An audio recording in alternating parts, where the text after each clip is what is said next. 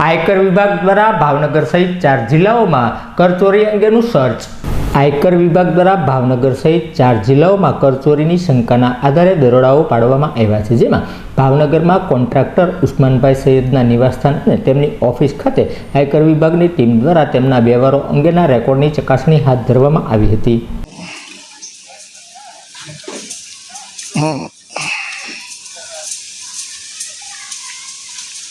क्या वांधो ना शूटिंग चालू छे। हाँ साने मने